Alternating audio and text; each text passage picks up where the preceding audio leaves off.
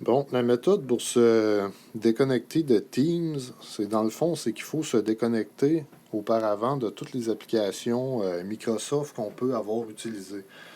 Que ce soit OneNote, Word, OneDrive, Excel, n'importe quelle application Microsoft, il faut se déconnecter avant de pouvoir se déconnecter de Teams.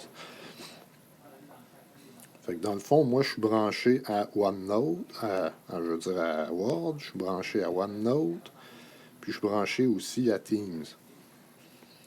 Fait que pour me débrancher de Teams, je vais me débrancher de toutes mes applications Microsoft. Que je me débranche de mon Word. Déconnexion. C'est beau. Après ça, je vais me débrancher de mon OneNote, qui est déjà débranché. En débranchant Word, c'est déconnecté de OneNote. Bon. Puis je vais aller me débrancher de Teams aussi. Paramètres. Déconnexion. Déconnexion.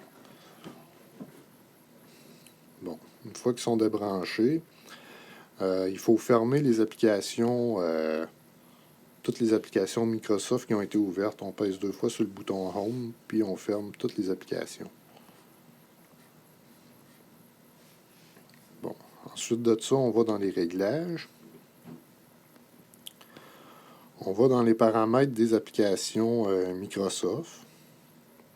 OneNote. Réinitialiser OneNote. Supprimer les infos d'identification. Teams. Effacer les données de l'appli. Word.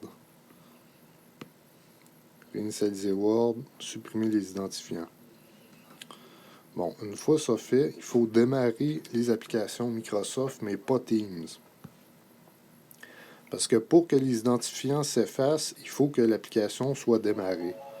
Fait que si l'application n'est pas démarrée, les identifiants ne s'effaceront pas. Fait que dans le fond, on démarre Word. On démarre les applications qu'on a utilisées. On démarre OneNote.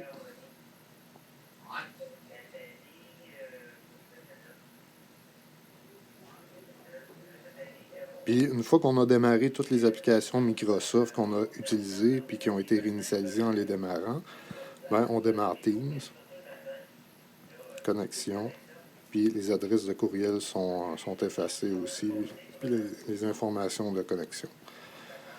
Fait que c'est ça la méthode qu'il faut faire pour enlever les identifiants de Teams.